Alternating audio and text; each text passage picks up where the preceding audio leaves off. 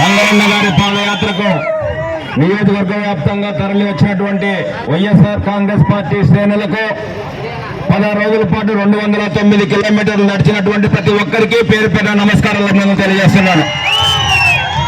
అలాగే జిల్లా నుంచి ప్రతిరోజు వచ్చి 7 నియోజకవర్గాల నుంచి వచ్చినటువంటి వైఎస్ఆర్ కాంగ్రెస్ పార్టీ ఇన్ఛార్జీలకు, ముఖ్యమైనటువంటి నాయకులకు, ఈరోజు ముగింపు పాదయాత్రకు వచ్చినటువంటి మన పార్లమెంట్ అబ్జర్వర్ నరేష్ అన్న గారికి, వెంకటరామరెడ్డి అన్న గారికి, గోరంట్ల మాధవ్ అన్న గారికి, జిల్లా నుంచి వచ్చినటువంటి వివిధ స్థాయిలో ఉన్నటువంటి నాయకులందరికీ మరొక్కసారి అభినందనలు తెలియజేస్తున్నా.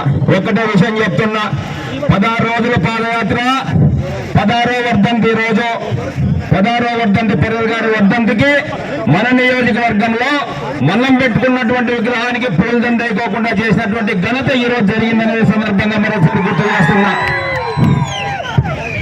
ఒక్కసారి ఇక్కడ ఓట్లు వేయించుకొని గెలిచినటువంటి వాళ్ళు కూడా ఒక్కసారి ఆలోచన చేయాలి. ఎందుకంటే ప్రజలకు చేతనైతే సేవ చేయండి, అభినందిస్తాం, స్వాగతిస్తాం. ప్రజలకు శాపం కావద్దని సందర్భంగా మరొకసారి తెలియజేస్తున్నా.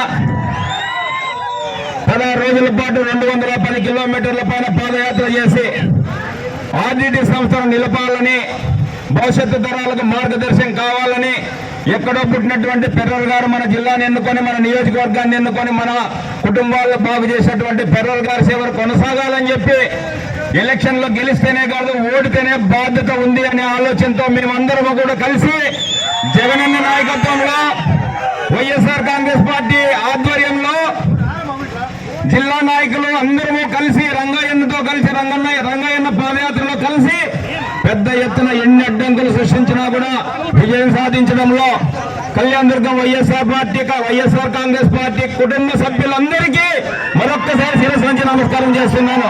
సేవా డ్యూటీ, థ్యాంక్ యూ.